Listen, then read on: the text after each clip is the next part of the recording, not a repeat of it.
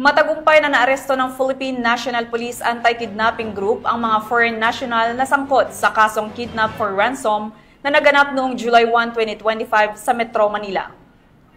Sa isinagawang press briefing sa Camp Crame, inihayag ni PNP Chief Police General Nicholas Torre III na nasakote ang mga sospek sa isang follow-up operation na isinagawa sa lalawigan ng Batangas.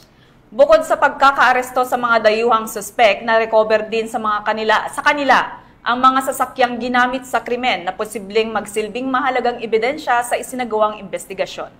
The Philippine National Police today is here to report the successful resolution of a kidnap for ransom case involving a foreign national who was abducted under the pretense of a vehicle transaction. The incident took place last July 1, 2025 in Metro Manila. And based on our investigation, it became clear that the kidnapping was premeditated and carried out by an organized group composed of both foreign and local individuals. The victim, who was assisting a relative in a supposed car sale, met with the individuals who turned out to be the part of the kidnapping operation. And after gaining the victim's trust, they took control of the vehicle and demanded a large sum of money from the family in exchange for the victim's release. Once the incident was reported, the PNP immediately activated our anti-kidnapping action team and launched a coordinated effort with other law enforcement units. Over several days, we conducted surveillance, intelligence build-up, and interagency coordination.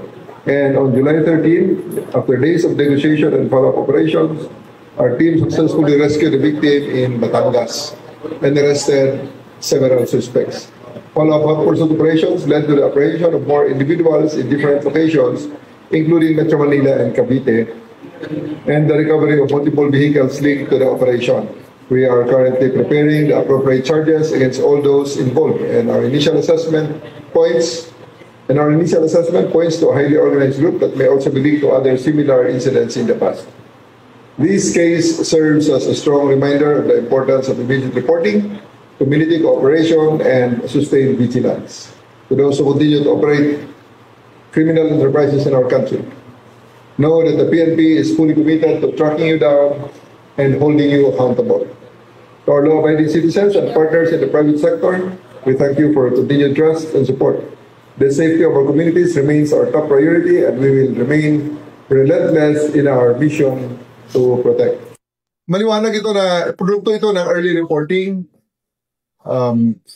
May cooperation kaagad ang biktima, though may mga negotiations na ginawa sila, pero eventually they trusted us and gave us the confidence and support, kaya nagawa namin ito na mahuli talaga itong 12 ang tao natin dito, 12, 6 na foreigners at 6 na Pilipino ang nahuli natin dito.